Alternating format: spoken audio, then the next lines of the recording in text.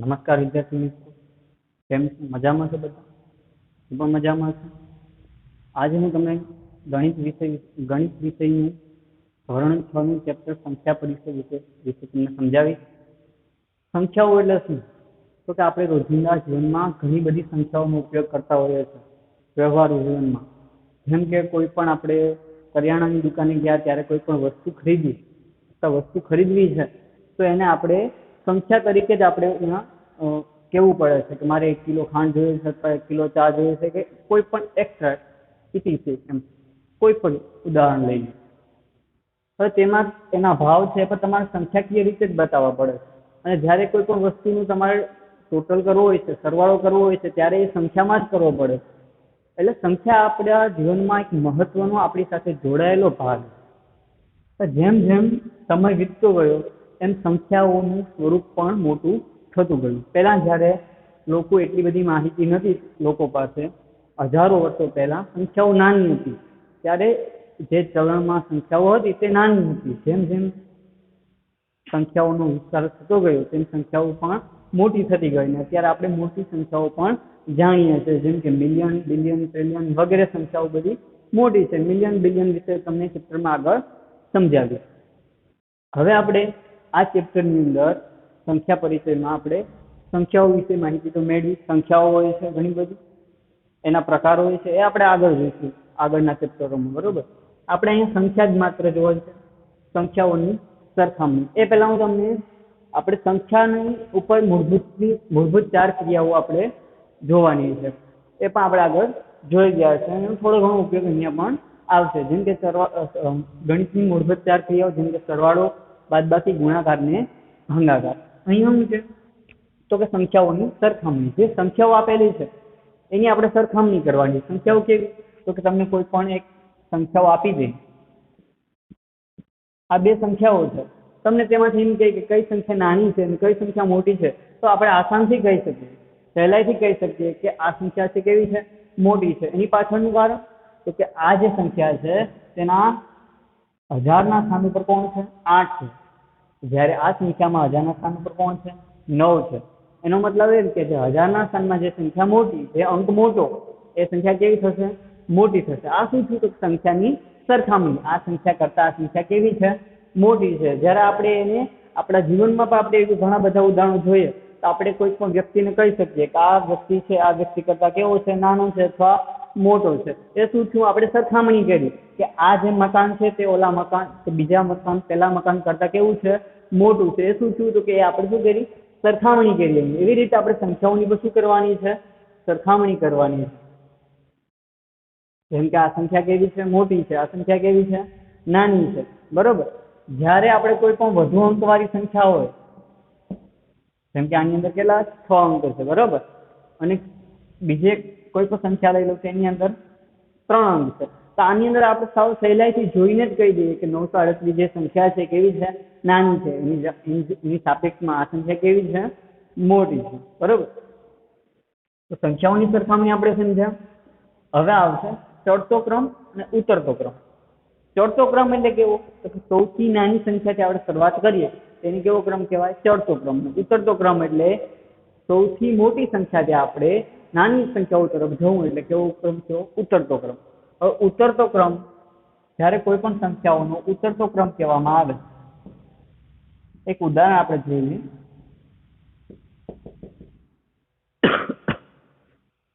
આ જે સંખ્યાઓ છે એનો આપણે ઉતરતો ક્રમ મેળવવાનો છે. ઉતરતો ક્રમમાં મેં કીધું એમ ઉતરતા ક્રમમાં કેવું હોય તો કે સૌથી મોટી સંખ્યાથી નાની તરફ. તો મોટી સંખ્યા કઈ છે આમાં? આપણે ઉતરતો ક્રમ જોવાનો છે આમાં. એટલે મોટી સંખ્યા કઈ છે? 938. એથી પછી કઈ છે તો કે 48. 938 પછી 48, 38 ને 18. તો આ શું થયું? ઉતરતો ક્રમ થઈ ગયો કે 938, 48, 38 અને 18. તો જો વિદ્યાર્થી મિત્રો અહીંયા આપણે પેલી કઈ સંખ્યા રાખી? સૌથી મોટી સંખ્યા 938. પછી કઈ સંખ્યા રાખી આપણે? 48, પછી 38 અને પછી 18. એટલે સૌથી નાની સંખ્યા કઈ થઈ ગઈ? 18. હવે આને ચડતા ક્રમમાં કહીએ તો ચડતો ક્રમ એટલે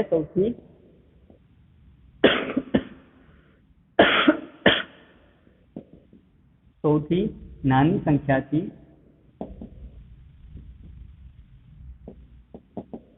મોટી સંખ્યા તરફ. સૌથી નાની સંખ્યા કઈ? તો આમ સૌથી નાની સંખ્યા કઈ? તો 18 સૌથી નાની સંખ્યા છે. 48 એના પછી 38 એના પછી 48 એના પછી 938. મતલબ નાની સંખ્યા પછી એથી થોડી મોટી, પછી મોટી અને એનાથી પણ મોટી. એ કેમાંથી? તો કે ચડતો ક્રમ. અંકોની હવે આવે છે અંકોની અદલા બદલી. તો અંકોની અદલા બદલી એટલે કે તમને કોઈ પણ અંક જે છે, જેમ કે હું એક સંખ્યા ઉદાહરણ તરીકે લઉં છું કે 834. હવે આ મૂળ સંખ્યા છે. મૂળ સંખ્યાના ક્રમની અંદર કોઈ પણ બદલાવ કરીએ, એનો અંકો જે છે એને બદલાવ કરીએ તો જેની મૂળ કિંમત છે તે રહે છે કે બદલી જાય? તો આપણે આ 3 છે બીજા ક્રમ અંક બીજા સ્થાન ઉપર છે, એની બદલાવીને આપણે પહેલા સ્થાન ઉપર લઈ લઈએ તો કેટલા થાય? 384. તો 384 થયા તો 834 કરતા 384 ની જે કિંમત છે એ સરખી રહી ના રહી? બરોબર. એનો મતલબ એમ કે અંકોની અદલા બદલી કરવા એની જે કિંમત છે, એનું જે મૂલ્ય છે તો કેવું થઈ જાય છે? બદલી. આપણે જોયું ચડતો ક્રમ એટલે સૌથી નાની સંખ્યાથી મોટી સંખ્યા તરફ, અને ઉતરતો ક્રમ એટલે સૌથી મોટી સંખ્યાથી નાની સંખ્યા તરફ. એને શું કહેવાશે? ઉતરતો ક્રમ અને ચડતો ક્રમ, જેના આપણે એક્ઝામ્પલ આગળ આવશે, આગળના સ્વાધ્યાયમાં અથવા આપણે આગળના પ્રયત્ન કરવામાં એનું ઉદાહરણો આવશે. અંકોની અદલા બદલી પણ આપણે સમજી ગયા છે કે અંકોની અદલા બદલી કરવાથી તેના કિંમતની અંદર પણ ફેરફાર થઈ જાય છે. બરોબર. તેની કિંમતની અંદર તેના મૂલ્યની અંદર ફેરફાર થઈ જાય છે. હવે આપણે એના એક્ઝામ્પલ જોઈશું. વિદ્યાર્થી મિત્રો, આપણે થોડાક હવે આજે આપણે જે સમજ્યા છે એનું થોડાક ઉદાહરણ આપણે જોઈ લઈએ. તો પેલું ઉદાહરણ છે કે જે સંખ્યાઓની આપણે સરખામણી કરવાની હતી, એમાં જે કઈ સંખ્યા નાની છે અને કઈ સંખ્યા મોટી છે, તે આપણે કઈ રીતે આપણે નક્કી કરીશું કે કઈ સંખ્યા નાની છે મોટી? મેં કીધું એમ પેલા એનું સ્થાન પ્રમાણે જોવાનું. તો પેલા એકમ, દશક, 100, 1000 અને 10,000. જે મોટું સ્થાન હોય ત્યાંથી આપણે શરૂઆત કરવાની. તો મોટું સ્થાન અહીં કયું છે? 10,000. તો 10,000 ના સ્થાન તમામ સંખ્યાઓમાં સમાન છે? હા. તો કે 10,000 નું સ્થાન છે એ તમામ સંખ્યાઓમાં કેવું છે? સમાન છે. 10,000 નું સ્થાન 1, અહીંયા 1, અહીંયા 1, અહીંયા 1, બધામાં કેવું છે? સમાન છે. એ પછીનો ક્રમ કયો છે? તો કે 1000. તો 1000 માં અહીંયા 5 છે. બરોબર. 1000 ના સ્થાનમાં અહીં કયું છે? 5. અહીંયા 1000 ના સ્થાનમાં કયા છે? 5. અહીંયા 1000 ના સ્થાનમાં 5 અને અહીં પણ 5. એનો મતલબ એમ કે જે છે એ 1000 ના સ્થાનમાં સંખ્યા કેવી છે? સમાન છે. હવે એ પછીનું સ્થાન કયું છે? તો કે 100. તો 100 ના સ્થાનમાં અહીંયા કેટલા છે? 6. અહીંયા કેટલા છે? 0. અહીંયા કેટલા છે? 1. અને અહીંયા કેટલા છે? 8. તો આ જે 4 અંકો છે એમાં સૌથી મોટો અંક કયો? કે 1000 ના જે 4 અંકો છે એમાં સૌથી મોટો અંક કયો? તો કે આપણે દેખીતી રીતે ખબર પડી જાય કે સૌથી મોટો અંક કયો છે? 8. તો એ સંખ્યા કેવી થઈ ગણાય? સૌથી મોટી થઈ ગણાય. તો સૌથી મોટી સંખ્યા કઈ થઈ? સૌથી મોટી સંખ્યા તો કે 15,800. આપણે કઈ રીતે નક્કી કર્યું? તો કે એના સ્થાન પ્રમાણે એ સંખ્યાને આપણે કમ્પેરિઝન કર્યું, એના વચ્ચેનો તફાવત મેળવ્યો કે ભાઈ કઈ સંખ્યા છે એ સમાન લાગે છે. તો એના 1000 અને 10,000 ના સ્થાન કેવા લાગ્યા આપણને? સમાન છે. જ્યારે આ સંખ્યામાં એનું 100 નું સ્થાન કેવું છે? અલગ છે. અલગ એટલે સૌથી કેવી સંખ્યા છે? મોટી. બરોબર. એટલે આમાં કઈ સંખ્યા રાખી આપણે? 15,800 સૌથી મોટી. હવે બીજી રીતે આપણે કઈ સંખ્યા મેળવવાની છે? સૌથી નાની સંખ્યા. તો તમને હવે આવડી ગયું હશે કે સૌથી નાની સંખ્યા કઈ રીતે મળશે? તો ઓલામાં જે રીતે આપણે વિચાર્યું હતું એનાથી થોડું વિપરીત. આમાં એ જોવાનું કે બધી સંખ્યા ક્યાં સમાન થાય છે, એમાં નાનો અંક જોવાનો. જ્યાં આપણે આગળના ઉદાહરણમાં મોટો અંક જોયો હતો, આમાં આપણે કયો અંક જોવાનો? નાનો અંક જોવાનો. નાનો અંક એટલે જો 6 છે નાનો છે? નહીં. 0 છે?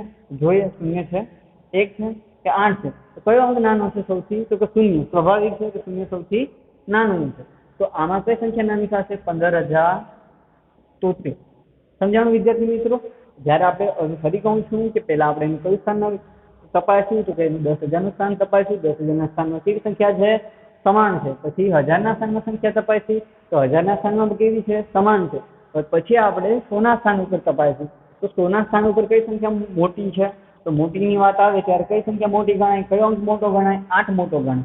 કયો કયો? તો કે 6 માં 6, 0, 1 અને 8 માં એમાંથી મોટો અંક કયો? તો કે 8.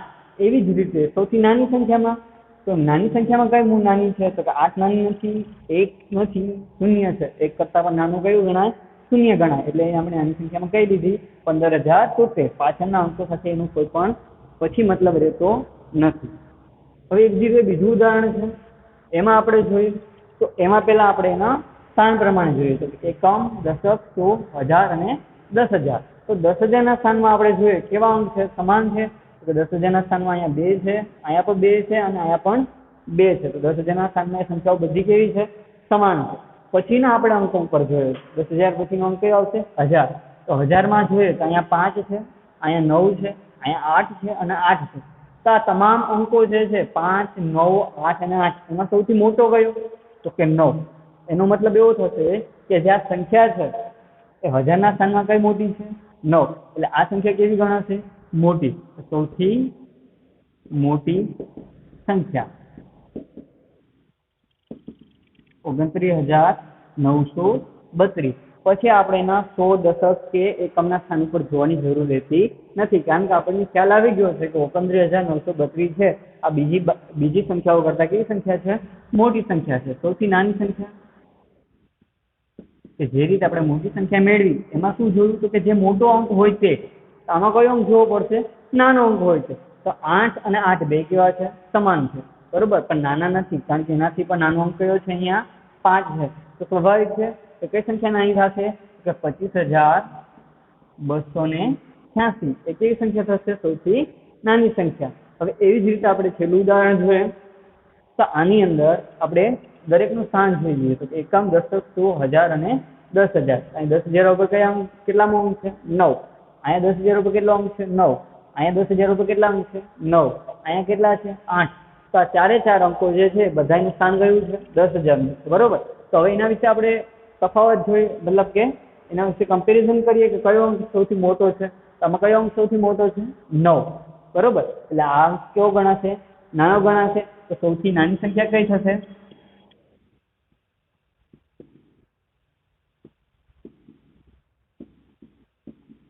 અહીંયા મોટીની વાત નથી, અહીં નાની વાત છે, કારણ કે 9 કરતા 8 કેવા છે? નાના છે. એટલે 87,932 એ કેવા થશે? નાના. હજી આપણે એક સંખ્યા મેળવવાની છે, કઈ છે? તો કે સૌથી મોટી સંખ્યા.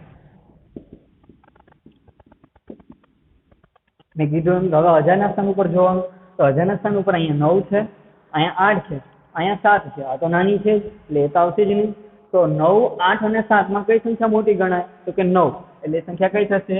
99,832. બરોબર. હવે વિદ્યાર્થી મિત્રો તમે આગળના ધોરણો પર શીખી ગયા છો. ચડતો ક્રમ એટલે ચકલી, ચકલી એટલે સૌથી નાની. ઉતરતો ક્રમ એટલે ઊંટ, ઊંટ સૌથી કેવો હોય છે? મોટો. એટલે ઉતરતા ક્રમમાં મોટી સંખ્યા લેવાની, ચડતા ક્રમમાં કેવી સંખ્યા લેવાની? નાની સંખ્યા લેવાની. તો આમાં નાની સંખ્યા લઈએ તો નાની સંખ્યામાં પહેલા કઈ સંખ્યા આવશે? અહીંયા 571. સિમ્પલી છે. સામાન્ય રીતે આપણે ખબર જ પડી જાય કે 800 કરતા 500 કેવા છે? નાના છે. આ બે સંખ્યાઓ તો 4 અંકની છે. બરોબર. હવે બીજી સંખ્યા કઈ આવશે? 847. ત્રીજી સંખ્યા હવે એમાં જોવાનું આના સ્થાન, આ બે 4 અંકની છે એટલે એકમ, દશક, સો ને હજાર. હવે 1000 ના સ્થાન ઉપર આ બે ની અંદર 1000 નું સ્થાન છે, અહીંયા પણ છે અને અહીંયા પણ છે. એમાં સૌથી મોટી સંખ્યા કઈ છે? તો કે 9. તો આપણે 9,000 આપણે આમાં કઈ લેવાની છે? ચડતા ક્રમમાં નાની. 9,754 કેવી થશે? મોટી થશે. 8,320 કેવી થશે? નાની થશે. 8,320 અને 9,754 કેવી થશે? મોટી થશે. આ ચડતો ક્રમ થઈ ગયો. તો આ સંખ્યામાં આવશે. તો આ સંખ્યાની અંદર પેલા જોવાનું આ કેટલા અંકની છે? 5 અંકની. આ પણ 5 અંકની, આ પણ 5 અંકની. તો 5 અંક સિવાયની સંખ્યા છે? તો કે હા 9,801. એ કેટલા અંકની છે? 4 અંકની. તો એ નાની થઈ ગઈ સ્વાભાવિક રીતે. હવે આની અંદર જોવાનું કે સૌથી એકમનો અંક, દશક, સો, હજાર અને 10,000. મતલબ 10,000 છે. 10,000 નું સ્થાન છે. હવે આની અંદર આપણે આમાં કઈ સંખ્યા સૌથી નાની છે જોવાનું. તો 36,801 છે, 38,802 છે. નાની કઈ છે? તમે સિમ્પલી ખબર પડી જાય કે 25,751 છે. કેવી છે? નાની છે. અહીંયા 1000 નું સ્થાન છે કેવું છે? નાનું છે. અહીંયા 36,501 એના પછીની સંખ્યા થશે અને 38,802 એ પછીની થશે. બરોબર, તો સમજાઈ ગયું તમને વિદ્યાર્થી મિત્રો? તો કઈ સંખ્યા નાની છે અને મોટી છે તમે આગળના ધોરણમાં આપણે શીખી ગયા છે. હવે ઉતરતો ક્રમ એટલે સૌથી મોટી સંખ્યા. તમામ મોટી સંખ્યા કઈ છે? તો આપણે આ બધી 4 અંકની સંખ્યા છે. આ 4 અંકની છે, આ 4 અંકની, આ કેટલા અંકની છે? 5 મોટી સંખ્યા લેવાની છે. બરોબર, મોટી સંખ્યા લેવાની છે એટલે 85,405 અંકની સૌથી મોટી. હવે એના પછીની મોટી કઈ છે? તો કે 7,861. પછી કઈ છે? તો કે 7,500. બરોબર, અને પછી કઈ થાય? તો કે 5,000. આપણે કયા ક્રમમાં ગોઠવું? તો કે ઉતરતા ક્રમ. પેલા સૌથી મોટી, પછી એનાથી નાની, પછી એનાથી નાની અને પછી એનાથી નાની. હવે અહીંયા જોઈએ તો અહીંયા સૌથી મોટી સંખ્યા કઈ છે? ઉતરતા ક્રમમાં આપણે સૌથી મોટી સંખ્યા લઈએ છીએ. બરોબર, કારણ કે ઉતરતા ક્રમમાં પેલા મોટી અને મોટેથી પછી મોટેથી નાની સંખ્યાની ગોઠવણી કરવાની. તો આમાં મોટી સંખ્યા કઈ છે?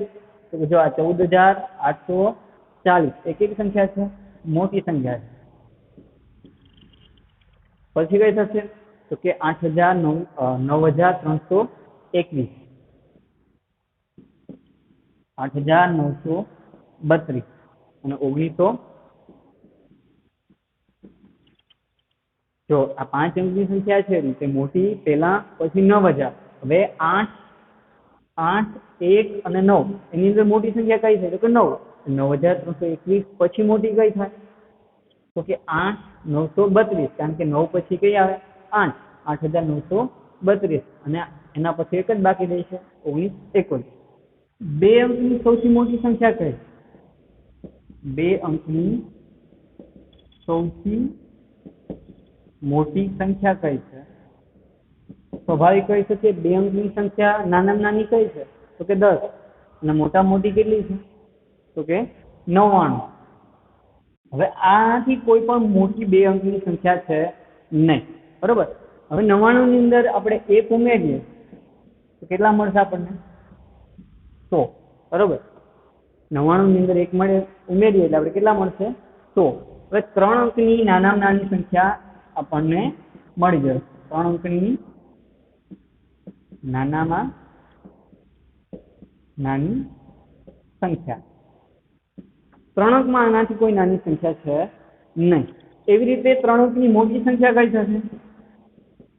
3 અંકની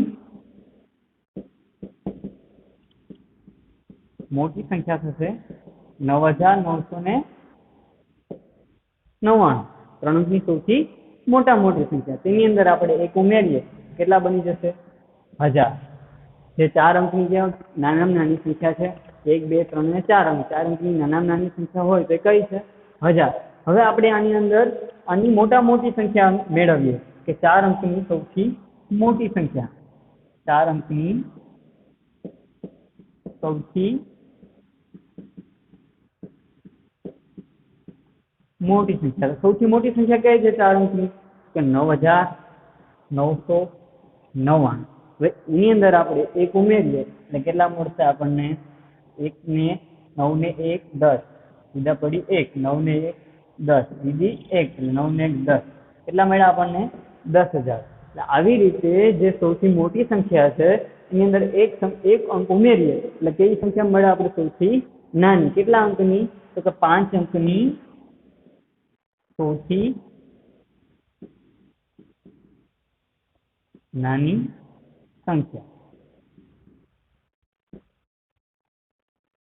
હવે વિદ્યાર્થી મિત્રો આ તમને સમજાઈ ગયું હશે કે 2 અંકની મોટી સંખ્યા કઈ છે? તો કે 99. એવી જ રીતે 3 અંકની મોટી સંખ્યા કઈ છે? 999. 4 અંકની સૌથી મોટી સંખ્યા 9,999. તો નાની સંખ્યા? તો કે એની અંદર 1 અંક ઉમેરી દો એટલે 3 અંકની નાની સંખ્યા કઈ થઈ? 100 થઈ. એવી રીતે 4 અંકની નાની સંખ્યા કેટલી થઈ? 1000 થઈ. એવી રીતે 5 અંકની નાની સંખ્યા કેટલી થઈ? 10,000 થઈ. તો આ 10,000 છે એનો પરિચય છે. કોનો પરિચય છે? 10,000 નો. તો 10,000 આપણને કેવી રીતે મળે છે? બરોબર. હવે આપણે જોઈએ સંખ્યાનું વિસ્થાપન. એની પહેલા આપણે પુનરાવર્તન કરીએ સ્થાન કિંમત, જે આપણે આગળ 5મા ધોરણમાં શીખી ગયા છે. સ્થાન કિંમત હું તમને એમ કહું કે 3 ની સ્થાન કિંમત કેટલી થશે? તો 3 નું જે સ્થાન છે ત્યાંથી એની સ્થાન કિંમત નક્કી થશે. એકમ, દશક અને 100. કયું સ્થાન છે? 100 નું. એટલે 3 ગુણ્યા 100 એટલે 3 ની સ્થાન કિંમત કેટલી થઈ? 300. તો એ આપણે સ્થાન કિંમત આપણે આગળ ભણી ગયા છે અહીં આપણે પુનરાવર્તન કરીએ છીએ. હજી એક ઉદાહરણ લઈએ 93,432. એમાં આપણે 9 ની સ્થાન કિંમત મેળવવાની કહીએ તો 9 નું સ્થાન કયું છે? તો એકમ, દશક, સો, હજાર અને 10,000. તો 9 ગુણ્યા 10,000 બરાબર કેટલા મળે? 9 એકુ 9 અને પાછળ કેટલા શૂન્ય? 4 શૂન્ય. 9 અને પાછળ 4 શૂન્ય એટલે કેટલા થયા? 90,000. તો 9 ની સ્થાન કિંમત કેટલી થઈ? 90,000. બરોબર. હવે આનો જ ઉપયોગ કરીને આપણે શું શીખશું? સંખ્યાઓનું વિસ્તરણ.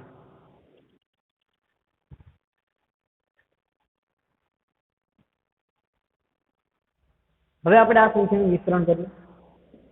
8 નું સ્થાન કયું છે? એકમ, દશક અને સો એટલે એને 100 વડે ગુણવાનું. બરાબર.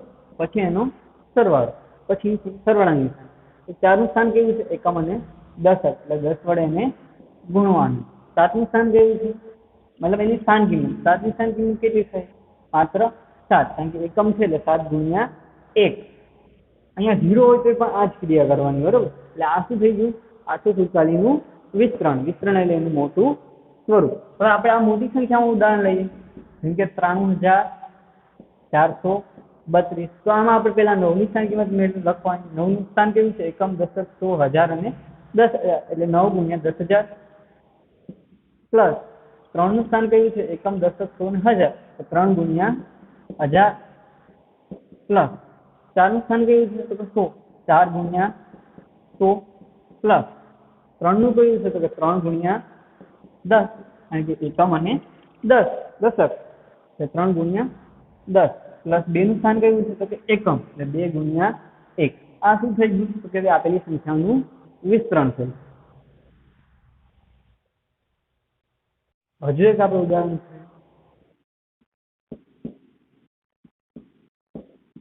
65,470. તમને સંખ્યા વાંચતા અને લખતા આવડતી જશે. 65,470. એમાં 6 ની સ્થાન કેવું છે? તો એકમ, દશક, સો, હજાર અને 10,000 એટલે 6 ગુણ્યા 10,000 પ્લસ 5 નું સ્થાન કેવું છે? કે એકમ, દશક, સો અને હજાર. 5 ગુણ્યા 1000. 4 નું સ્થાન કેવું છે? કે 4 ગુણ્યા એકમ, દશક અને 100. 4 ગુણ્યા 100 પ્લસ 7 નું કયું છે? કે 7 નું એકમ અને દશક એટલે 10 પ્લસ શૂન્ય. તમે તમને કીધું કે શૂન્ય હોય તો શું કરવાનું? શૂન્ય હોય તો એનું ગુણાકાર કરવાનો. પ્લસ 0 ગુણ્યા 1. તો 0 ગુણ્યા 1 કરશું એટલે જવાબ આવશે શૂન્ય આવશે. એટલે આનો આપણે સરવાળો કરવાનો થતો નથી.